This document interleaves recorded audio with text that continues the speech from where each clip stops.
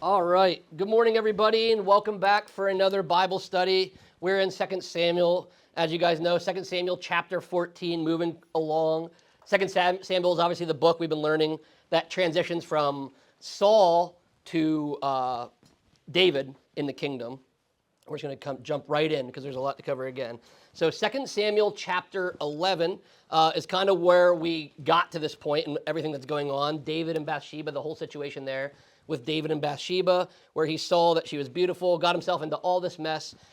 We know he shouldn't have been there. He should have been out to battle. David tried to cover his sin, tried to make people not realize what he had actually done, hoping Uriah would be able to get Bathsheba pregnant, and then nobody would know what David did, but that doesn't work. Tries to get him drunk, that doesn't work, so David had him killed, right? Now, the whole problem with all this is, David does repent. That's why he's a man after God's own heart. But you also reap what you sow, the Bible says, and the Lord tells him that the sword's not going to depart from his house, and basically what he just did, his house is going to pay for it. It's going to be in his house. So in chapter 12, we saw that Nathan came and told David, he rebuked him with that story. Remember, he gave him that little parable, essentially, of the innocent ewe lamb that the rich man stole, and David was so angry about it and said that guy should die, and he should actually take 4 of his sheep and give it to the guy that he stole the one from, the lamb.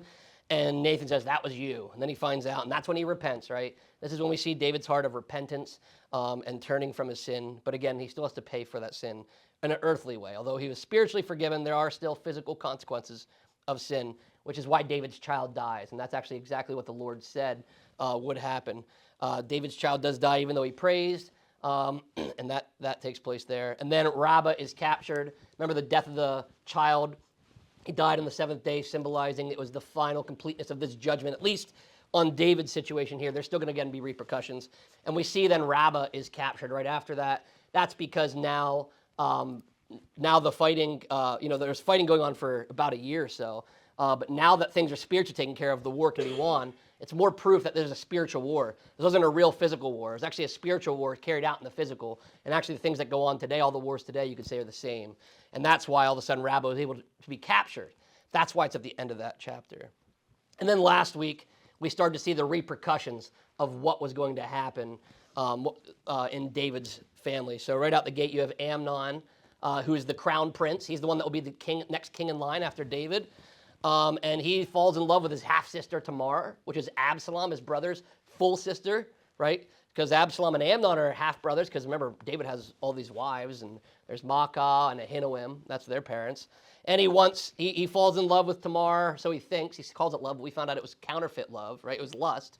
And his friend Jonadab gives him this really great idea to trick her, pretend he's sick, and then he can violate her. It's pretty awful. Well, I don't know why they call him a friend, but I guess some friends act like that, and they're really not friends. But then, of course, Absalom found out about this and ended up having Amnon murdered. He didn't do it, but he had his servants do it. Remember, he tried to get the whole family to come out there. He even tried to get King David. David declined.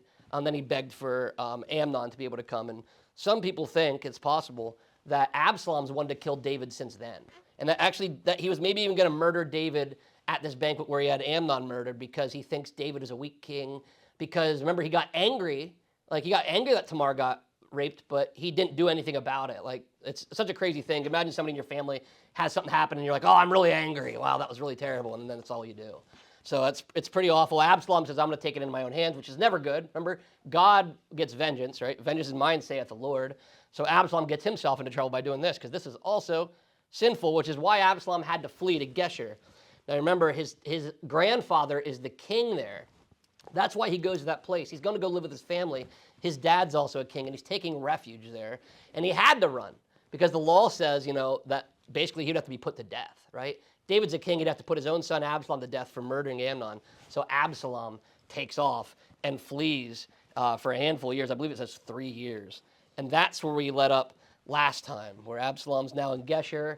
He's exiled. He's hiding out because he had just had his brother murdered for the violation of his sister Tamar. And now we're in 2 Samuel chapter 14. And we can go ahead. So if you're in your Bible, you got your Bibles today, just open up to 2 Samuel chapter 14. All right, here we go. We'll go ahead and get started. 2 Samuel 14, verse number 1. Now Joab, the son of Zeruiah, knew that the king's heart went out to Absalom. And Joab sent to Tekoa and brought from there a wise woman and said to her, "Pretend to be a mourner and put on mourning garments. Do not anoint yourself with oil, but behave like a woman who has been mourning many days for the dead. Go to the king and speak thus to him." So Joab put the words in her mouth. When the woman of Tekoa came to the king, she fell on her face to the ground and paid homage and said, "Save me, O king." And the king said to her, "What is your trouble?" She answered, "Alas, I am a widow. My husband is dead, and your servant had 2 sons, and they quarreled with one another in the field. There was no one to separate them, and one struck the other and killed him. And now the whole clan has risen against your servant, and they say, 'Give up the man who struck his brother, that we may put him to death for the life of his brother whom he killed.' And so they would destroy the heir also. Thus they would quench my coal that is left, and leave to my husband neither name nor remnant on the face of the earth." Then the king said to the woman, "Go to your house, and I will give orders concerning you." And the woman of Tekoa said to the king, "On me be the guilt, my lord the king, and on my father's house let the king and his throne be guiltless." The king said, "If anyone says anything to you, bring him to me, and he shall never touch you again."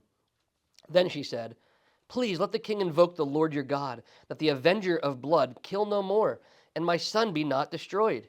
He said, "As the Lord lives, not one hair of your son shall fall to the ground." Then the woman said, "Please let your servant speak a word to my lord the king." He said, "Speak." And the woman said, "Why then have you planned such a thing against the people of God?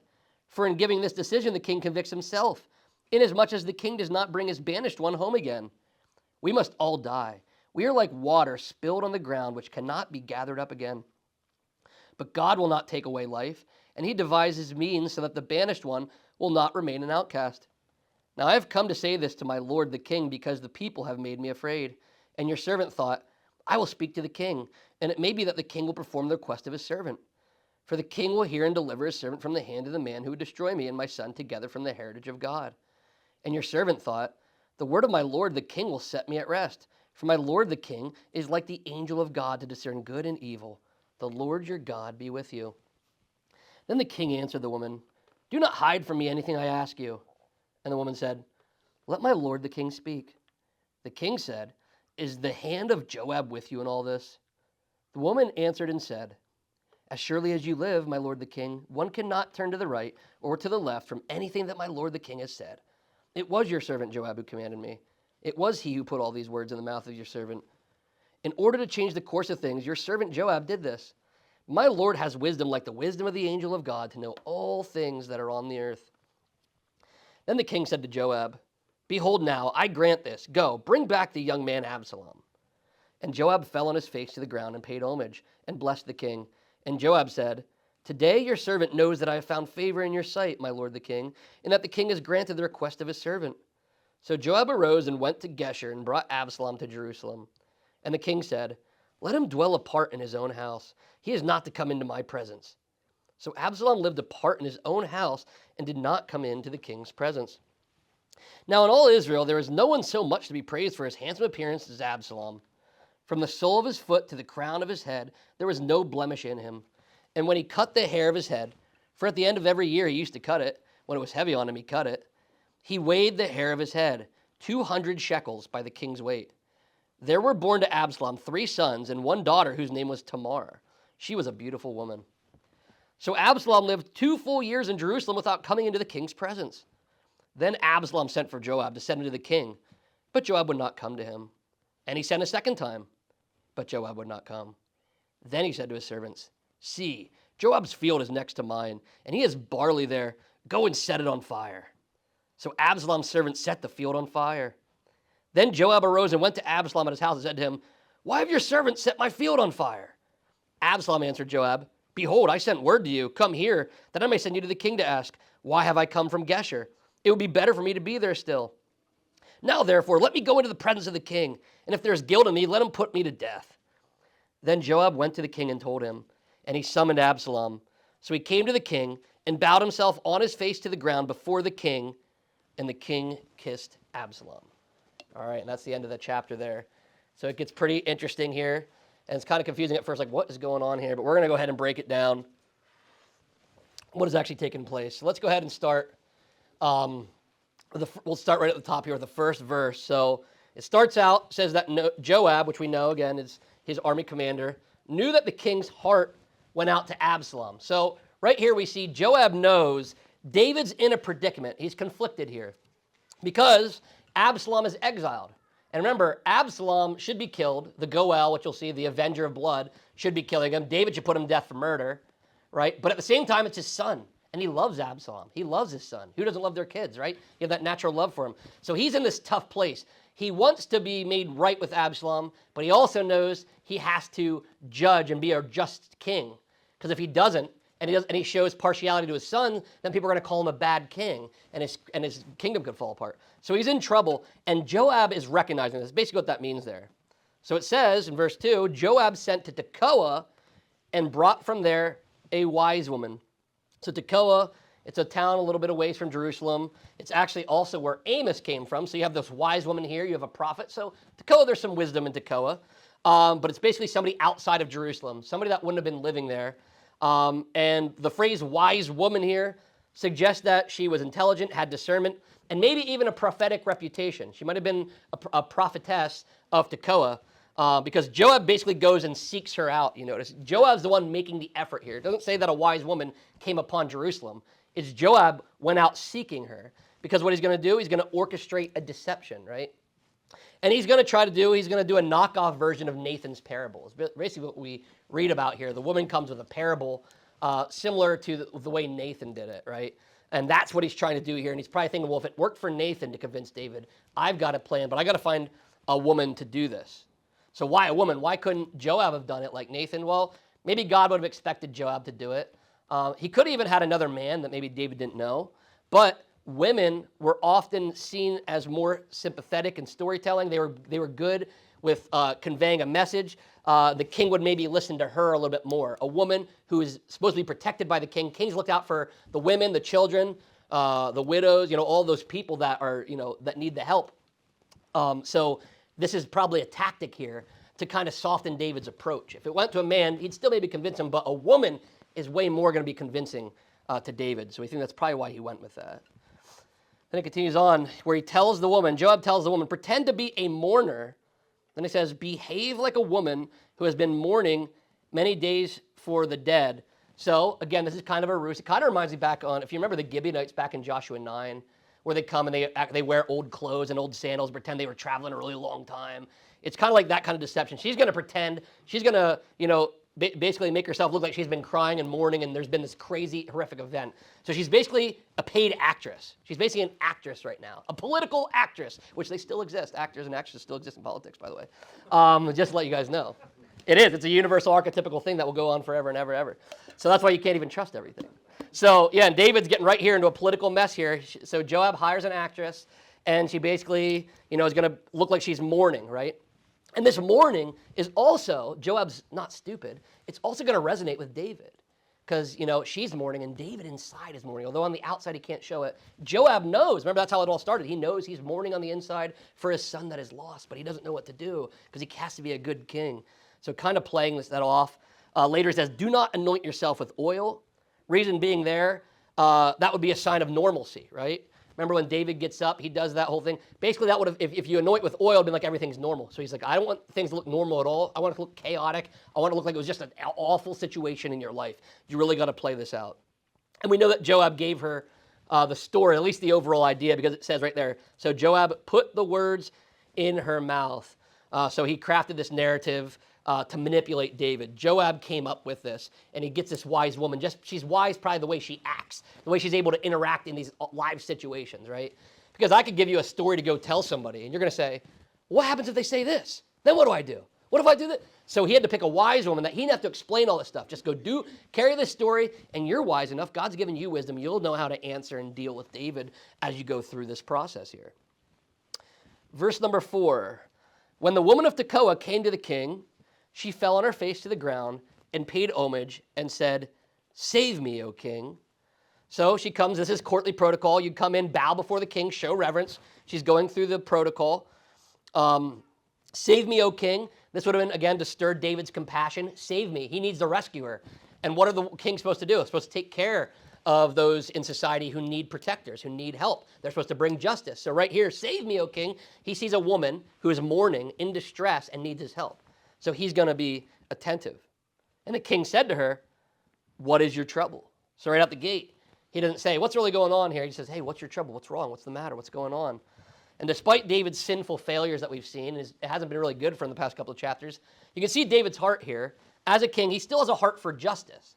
He does want justice. Actually, what he's struggling with right now, because he wants justice in his kingdom, but he doesn't want to bring it because it's his own son. That makes it harder when you have to bring justice on your family, right? But he does love justice because a good, true, righteous king loves justice. That's what the Lord does. The Lord loves justice, right? So you can see that in his heart here. In verse 5, she says, alas, I am a widow and my husband is dead. So right here, she's vulnerable. I have no husband.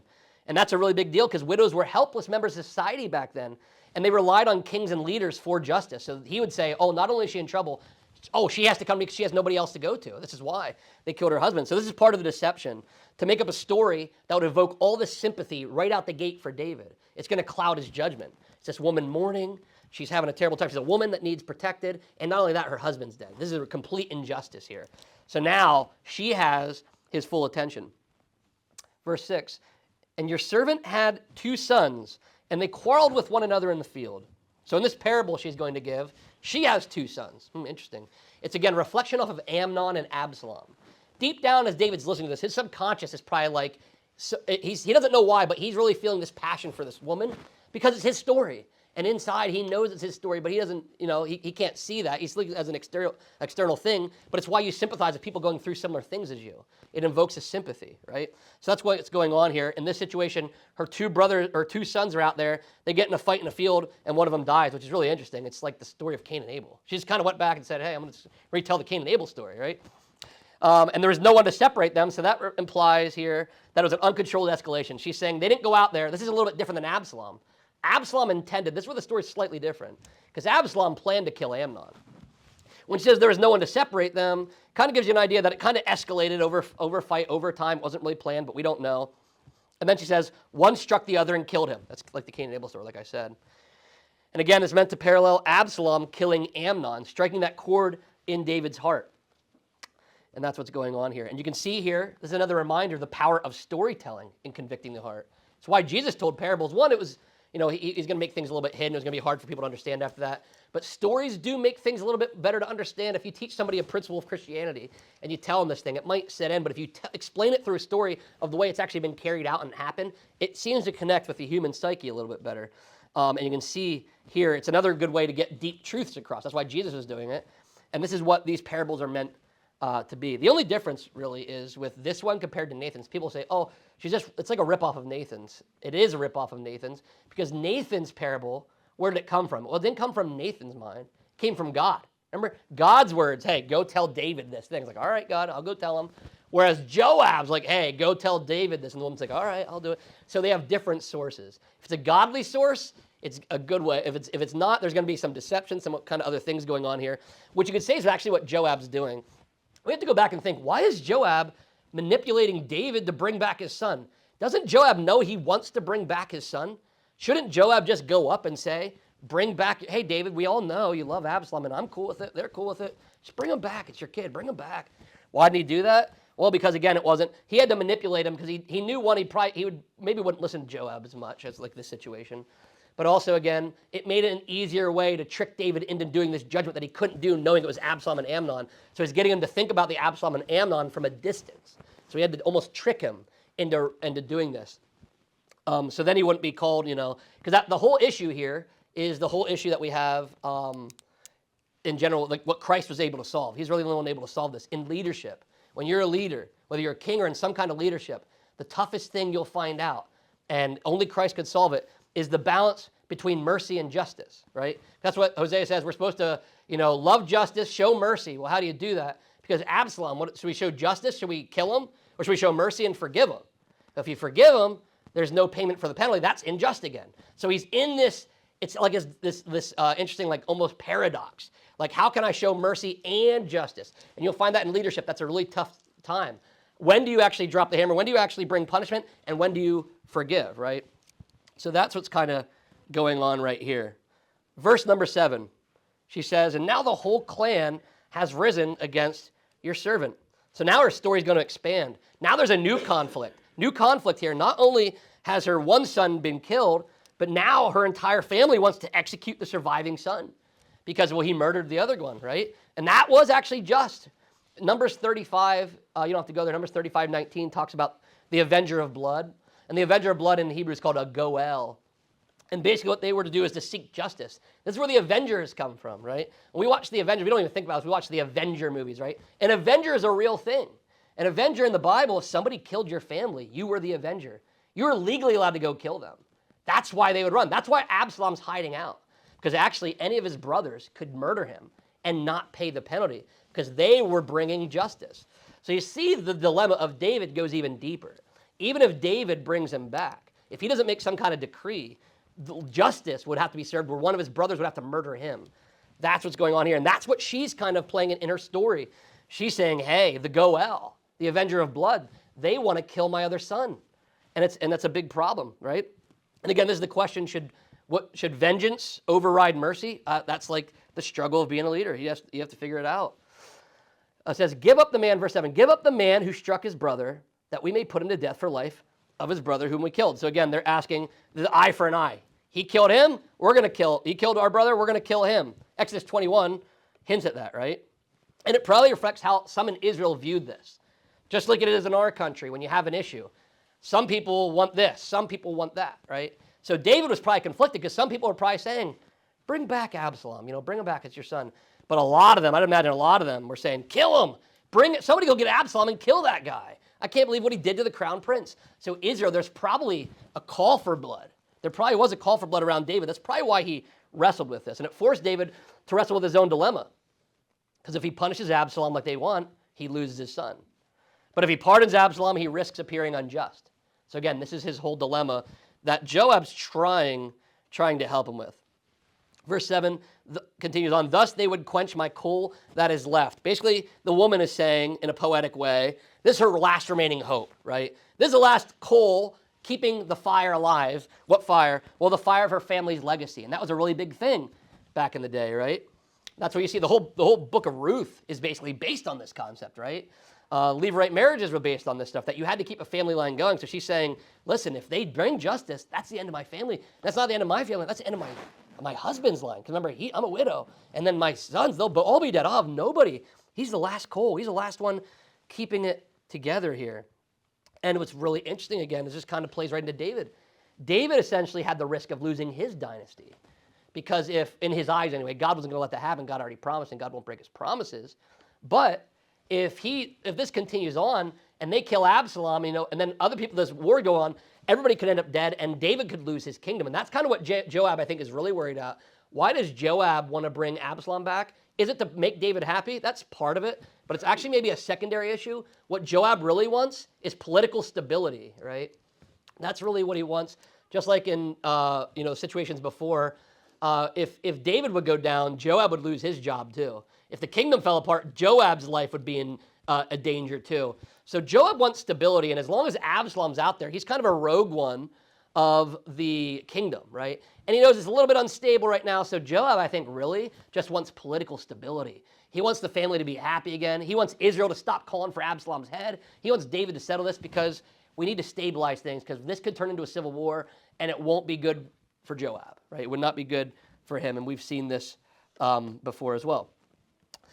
All right, so it says, verse 8, then the king said to the woman, go to your house, and I will give you orders concerning you. So this is funny because this shows the hesitation. David doesn't, he didn't fully convict or pardon his son. That's why his son Absalom's kind of in limbo right now here. He's not convicted, but he's hiding. So there's that whole thing going on here. And David is delaying here, which is what he's good at doing. And I get it as a leader. I wouldn't know what to do right away either. I'd say, let me think about it. Go back to your house and we'll talk about it then. It's like he's buying time. David doesn't know what to do with her. He didn't know what to do with his own life. He doesn't know what to do with her life because it's his story. And he's stuck again. He's like, I don't know what to do because I guess that guy should die. But that would ruin your family. I don't know what to, just give me a little bit of time, right? That's really what it says. So then this is what the woman says. She's a brilliant legal move here. On me be the guilt, my lord, the king, is in verse 9, and on my father's house, let the king and his throne be guiltless. So the widow insists, say, hey, here's the deal. I'll take on the guilt of any decision, right? That you do. Whatever you decide should happen, just put it on me because I need my family line to live. Kill me. Don't kill my son. If somebody's got to die, I'll do it, right? Which, of course, again, is the gospel message hidden. And I love God encoded the gospel all throughout the Old Testament, not only when Jesus shows up, but also his story. Because that's really the story. That's like basically 2 Corinthians 5:21. For our sake, he made him to be sin who knew no sin. That's literally what this woman's saying. Hey, I didn't sin, but I'll take on the sin for them so that they can live on, right? Which is exactly what Christ did. That the only way we could live is if he died in our place. So you see that happening here. And the other reason that was a really big deal is then David is actually kind of an out. Well, if David punishes her, it would look bad, but he brought justice, but he also saved the family, and it was a solution. But it's also secretly they knew David would never, want to actually kill the woman. So he's playing on those emotions again, which is really interesting. But again, you can see this tension of mercy and justice, and it's all throughout our world today even, continues out because we're supposed to do justice and to love mercy and to walk humbly with our God. How do you do justice and love mercy is what we're running into right here. That's a struggle. Verse number 10. If anyone says anything to you, bring him to me, and he shall never touch you again. So basically, David now, this decree will override the Goel. So they could pursue the Goel, the Avenger of Blood, could kill until the king said, you can't. Like, nope, peace. It's almost like they get a pardon. It's like a presidential pardon, but, the king's pardon. And now, if he does this, they won't be able to kill him. So that's one way he can get rid of that whole situation. The king can override the Avenger of Blood. Verse 11, please let the king invoke the Lord your God, that the avenger of blood kill no more, and my son be not destroyed. So this widow, she's not fully satisfied. She's like, I want a formal oath. I want it in writing, David. I want it in writing. I want you to put the Lord's name on this, right? Basically, she's trapping him into making a binding commitment. Because if David swears to the Lord that he will do this for her, he'll have to do that for him. So she's trying to trick him into using the Lord's name to pronounce a judgment, right? Just like he did against himself when Nathan came up. They're trying to do the same kind of tactics to him. So she's like, hey, just don't tell me it's good. Promise the Lord. Put it in the Lord's name, because that makes it really official there, and that's what's going on. So he says, as the Lord lives, not one hair of your son shall fall to the ground. Now, not one hair shall fall. That's an idiom meaning complete safety. In Hebrew, they use that. And basically, he swears by God's name here, as the Lord lives. He makes a divine commitment here. What's really interesting, look what it says there. I don't know what your translation says, but it's something to the effect of this probably. Not one hair of your son shall fall to the ground, okay? So he's saying he's going to be safe. But what's really interesting is there's like a deeper thing going on in there. And it hit me when I was studying this. So does anybody know how Absalom dies? I know it's down. I'm going to spoiler alert. Does anybody know? Do you know, Jen? Yeah. Go ahead. Oh, his hair gets caught in a tree. His hair gets caught in the tree. Between it says heaven and earth. So not one of his hairs will touch the ground. So what he accidentally did there by the Lord, he pronounced Absalom's judgment on there. Not one of his hairs will touch the ground, and that will lead to his death, by the way. So it's a really fascinating thing when you stop and think about this judgment. It's like, wait a minute. God literally took this seriously and said, well, I'll apply this to Absalom. Not one of his hairs is going to touch the ground, and he's going to get stuck, and that will be the end of him. So it's really fascinating what happens right there. He pronounces a judgment that he doesn't know will be taken literally. The Lord will literally bring that about on his own case, which is pretty amazing. Verse number 12, please let your servant speak a word to my lord the king. So it's respectful. She's saying, hey, can I just talk to you, please? She's being, again, wise. She knows how to approach the king. And verse 13, why then have you planned such a thing against the people of God?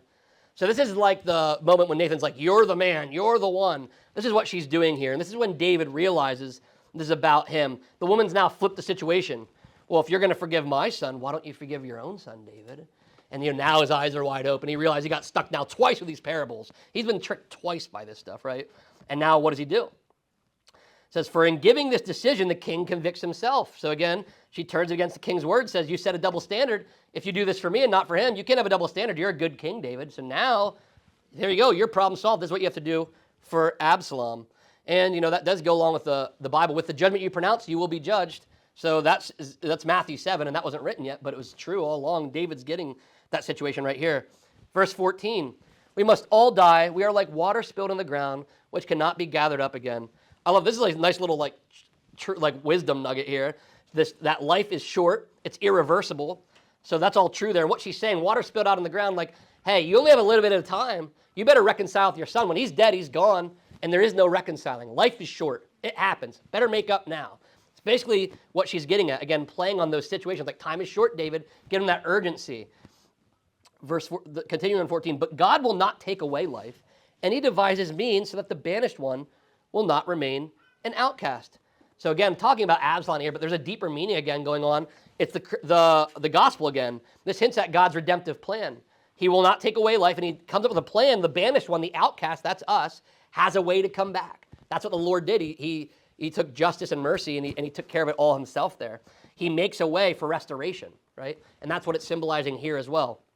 And she's saying this to David, like, God makes a way. Here's a way that you can restore Absalom. Here's a godly way. You can do it. Verse 15. Now I have come to say this to my lord the king because the people have made me afraid. So now again, she's playing off. She's helpless widow. She's afraid. She's still sticking to her story that it's real, though we don't think it is because Joab said, right? It may be that the king will perform the request of his servant. So now she's saying, I had all these demands. Now she's making a request. If you will, David, if you could, you're the one that could do this. For the king will hear and deliver his servant from the hand of the man who would destroy me and my son. Puts David in as that protector role again. You can see she's a wise woman because she is laying, it's like the perfect speech she's giving, right? She's now made it a request, not a demand. And, she won't destroy him. David won't destroy him. He's a protector. He's the king. The word of my Lord, the king, will set me at rest. So she's basically saying, I trust you're going to handle this well, David. I trust you're going to take care of this, and you're going to take care of this whole situation. So again, urging him on, you know how that works. It's an effective tactic. She really hits him here. For my Lord the king is like the angel of God to discern good and evil. So she's been buttering him up this whole time. Like, oh, if you would do this, and I know you're a protector, and you'll do this. And it's like, you're as wise as the angel of God, and you know right from wrong. Surely you would know how to do this, David. So she's buttering up. It's flattery. I don't think it's genuine honor. She might, but she's trying to compare David's wisdom to divine insight, right? Put him up there with the godly, making him feel good, puffing him up, right? Another good tactic. This is why she's a wise woman. This is what it meant by wise. She didn't come up with a story, but look at her, how she's delivering it. One by one, she's softening his heart until she gets down like, well, you're like the angel of God, David. She has them all softened up. The Lord your God be with you. She ends with a blessing then. Genius. So then it's basically like, all right, here you go. The Lord be with you, David. Here you go. Make a decision now.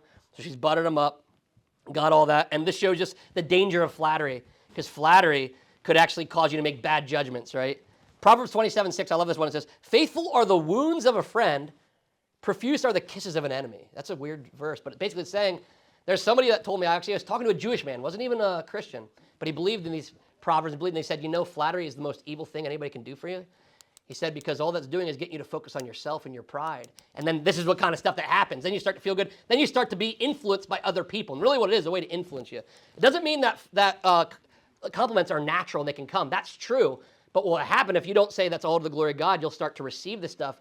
And really, this is what has happened here. This woman is giving all this flattery, and it's making David change his judgment. It's clouding his judgment here. Verse 18, I love this. Now he's starting to get a little wise now. Do not hide from me anything I ask you. Now he's suspicious. He's like, all right, this is a little too slick. This is a little too slick. I see what's going on here. Is the hand of Joab with you in all this? So David sees Joab's fingerprints all on the scheme. He's like, wait a minute. Joab knows my story. Joab's the only one that would know all these things. And Joab is very political. He has a lot of political motives. I've seen what he's done before. He's killed people before. He's killed my relatives before. He's very crafty. I bet he's done this before. It's too well planned to come from this woman. How will this woman from Tekoa know? This is too well planned. So finally the jig's up. He's figured it out. As surely as you live, my lord the king, and one cannot turn to the right hand or to the left from anything my lord king has said. She's like, got me. You're right, David. You got it. Nobody can trick you. You knew exactly what was going on here. It was your servant Joab who commanded me. It was he who put all the words in the mouth of your servant. So now she openly confesses. She's just a messenger. I'm just a messenger. It was Joab. He put me up to this. In order to change the course of things, your servant Joab did this. So she admits that Joab's trying to politically influence. He's doing this to change this situation. He's trying to take care of the political liability that's going on right now. He's basically letting the cat out of the bag here. But my Lord has wisdom, like wisdom of the angel of God. Here she goes again. Like wisdom of the angel of God to know all the things that are on the earth. So she closes with another appeal. She's still going to double down. Like, yeah. We kind of came up with this. It's kind of a fake story. But you're still wise as an angel. I know you're still going to make a decision, even though we lied to you. I know you still get it, David. So what a manipulative, but wise woman, I guess. She's still convincing him to do all this stuff. Verse 21. Behold now, I grant this. Go bring back the young man Absalom. So you see there, David calls him the young man, not my son, right? How many fathers say, hey, it's my young man? It's like, no, that's my son. You can see the emotional distancing happening here. Just like you saw in the Tamar-Amnon story where it starts to distance, didn't want to call her family. Same thing here. It's that distance because there's still that issue going on. He felt, David, he still feels betrayed by Absalom murdering his son Amnon. He's still bitter about it. He loves him, but he's also bitter because he killed his son. It's a big conflict. Joab fell on his face to the ground and paid homage and blessed the king. So he shows deep gratitude. He's going to, go there, do it the right way. Today your servant knows that I have found favor in your sight, my lord the king. So Joab arose and went to Geshur and brought Absalom to Jerusalem. So remember, Absalom had been in Geshur for 3 years now. It's been 3 years. David had been thinking about this stuff, which is, you can imagine the rumors and the murmurs going around, which is why Joab's getting nervous. It's been 3 years, and people are saying we should kill Absalom. Other people are saying we should let him come back, and I see political civil war breaking out. If there was social media back in Israel, it would have been awful, right? It would have been awful. The threads would have been 800 comments deep with why Absalom should be killed or brought back. You know this. This is exactly how it would be. Verse 24. Now things take a turn. It says, let him dwell apart in his own house. He is not to come into my presence. So David allows Absalom to return. Joab requests, says, you know what? He can, but I don't want to see him. I don't want to see him. Bring him back. Bring back him. I don't want to see his face at all, though. Right? And this creates partial restoration. And this is the problem, actually, in the Christian life even. Partial restoration, right? And why was it partial? Well, it wasn't a real restoration. Real restoration, somebody will repent. They'll say, I'm sorry for what I did. And the other person can say, I forgive you. And now it's restored. But how can you restore a situation where Absalom's not even sorry? He doesn't even care. Amnon deserves to die. He's not apologizing for killing Amnon, right? So now can David fully restore him? Not really. So that's why you're going to see this partial. This is only a partial restoration. He's restored, but he can't see the king. That doesn't seem like, hey, could you imagine if you and your friend, you have a big fight, and you're like, we're going to restore a relationship. I don't want to see you. Like, nope, we're friends, but don't even come to my house. I don't even want to see your face. Like, I don't know if you guys restored things. I think there's still some deeper issues here, right? So this is a partial restoration. And be aware of partial restorations in your life, because this can happen. And all that happens, you guys probably know how this ends, right? Because it was only partial, not a complete restoration, that's going to come back and cause problems. Partial restorations are not restorations at all. They're still issues. So Absalom lived apart in his own house and did not come into the king's presence. So we see right there, he's a prince, but he has no access to the king. That's weird. He has power because he's part of that, but no recognition. And so he's going to start working on taking the throne himself. That's what's going to happen. He's bitter about this. Verse 25. Now we're going to learn a little bit about Absalom here. Now in all Israel, there was no one so much to be praised for his handsome appearance as Absalom. This is a hint. So he's a handsome man. But this is a real big hint. He has charisma. He has outward appeal. Even the Antichrist is going to look good, sound good, be smooth. You guys would want to vote for him if you didn't know he's the Antichrist. That's how good he's going to be. You're seeing that here. Absalom has charisma. Also, he has pride. He's kind of prideful. The people that are real good looking, they want you to know about it, and they're checking themselves in the mirror. He's that guy, probably. He's doing his hair. He's a guy that probably combs his hair all the time, does all that kind of stuff. You can see outward beauty is a big deal, right? Outward beauty, and that's how people are. Sometimes they don't care about the inside of the true things going on. They're going to judge on the outward beauty. So it's setting us up here. It's going to foreshadow how Absalom's going to use his handsomeness to convince people, his outward pride. And how it's going to be the downfall. Remember his hair? His hair gets stuck. We learn later here that his hair, actually verse 26, look at when he cut his hair of his head, for at the end of every year he used to cut it. It was weighing on him. He weighed the hair of his head 200 shekels by the king's weight. That's like 5 pounds. That's a lot of hair. So he grew his hair out because that was part of his beauty, right? So you can see that's how he gets caught. That's how he dies later. We'll find out. That's how he dies. So his pride is going to get in his way. But it does say in verse 25, from the sole of his foot to the crown of his head, there was no blemish in him. It's just saying, again, he looked the part of a king. He was the perfect spokesperson. He'll be able to convince people of all kinds of stuff. Verse 27, there were born to Absalom 3 sons. We don't hear much about them. And one daughter whose name was Tamar. She was a beautiful woman. Interesting. I remember Tamar from last chapter, and she was also a beautiful woman. So you can see here, he names his daughter after Tamar, and she's also a beautiful woman, showing that Absalom has lingering bitterness. That story, he's never going to forget what happened to Tamar. That's why he named his daughter. So as long as his daughter's alive, she's a beautiful woman, he'll never forget what Amnon did, and he'll never forget what his dad let happen to his sister, right? That's what that's hinting at. The bitterness in Absalom's not gone. That's what it's telling us there. Verse 28, so Absalom lived 2 full years in Jerusalem without coming into the king's presence.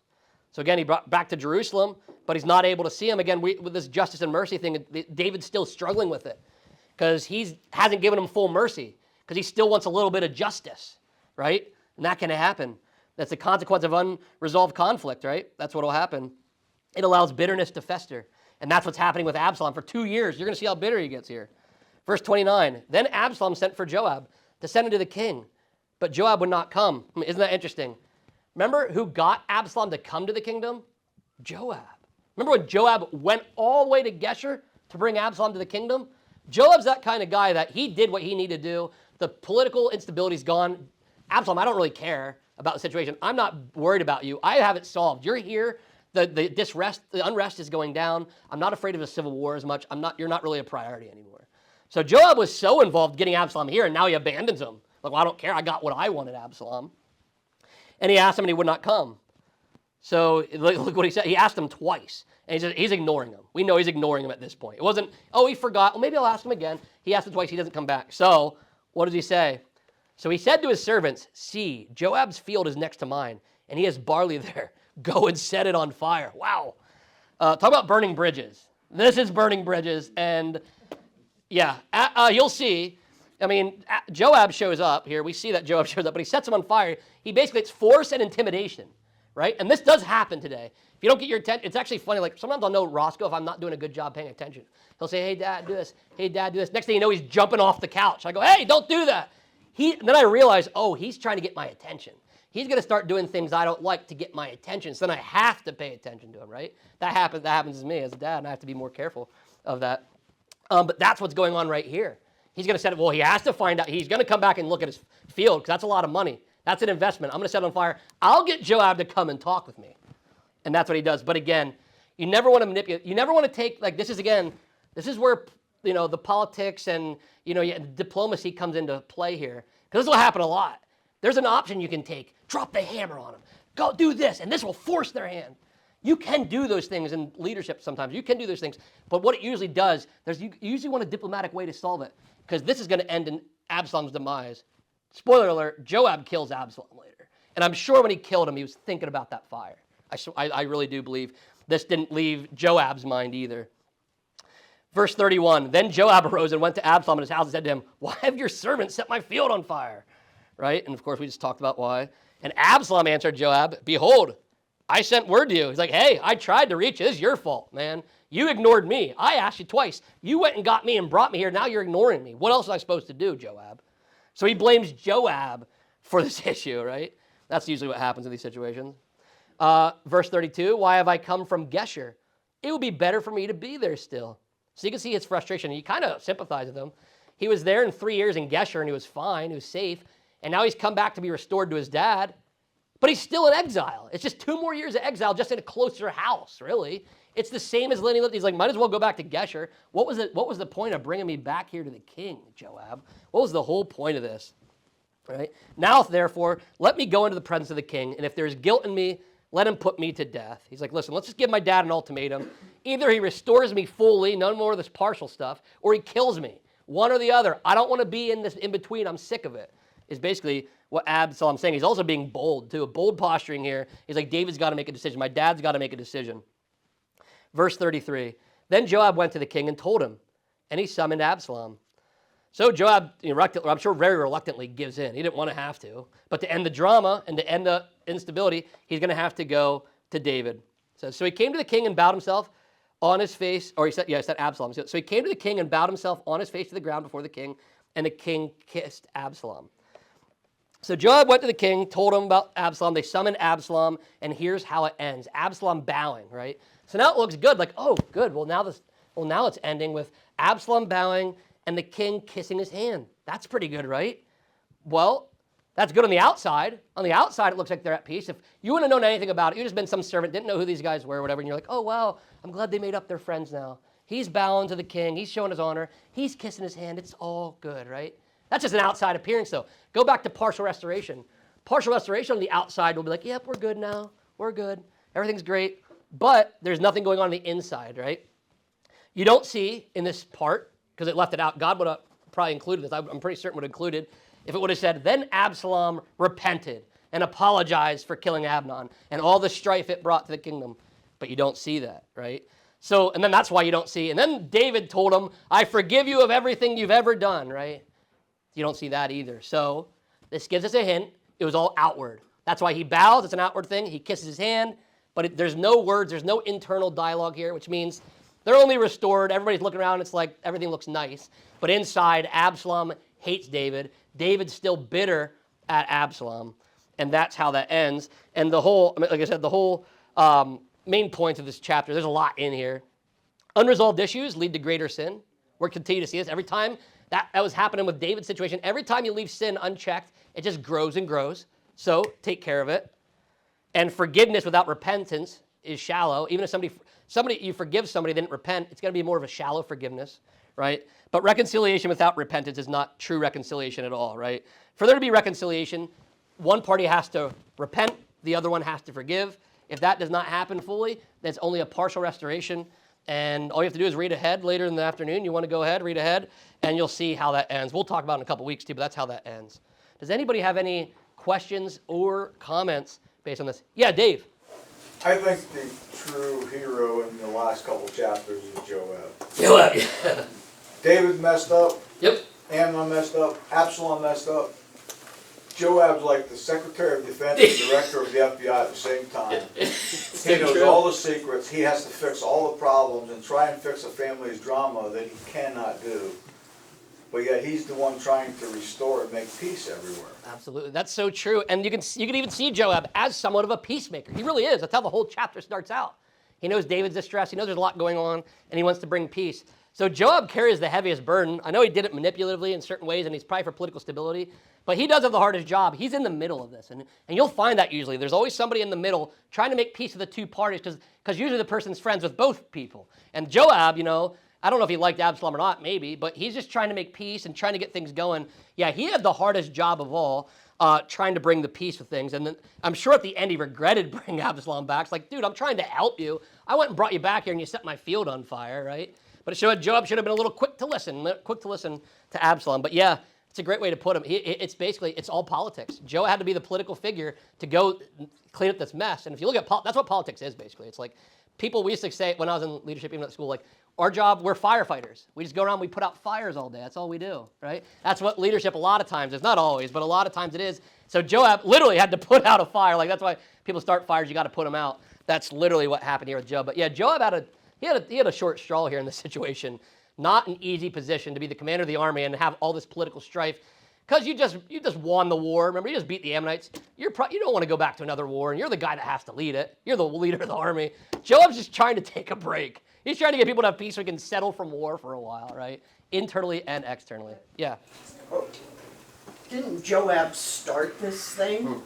If Yeah. he wouldn't have got Amnon to be so deceptive, none of this would have happened. Well, close. So it was actually Jonadab that got Amnon to be deceptive. Yep, Jonadab. So the names are really tricky in the Bible. So Joab is David's military leader. Then there's just that Jonadab, who was actually another nephew of, so Joab's a nephew, then Jonadab's another nephew.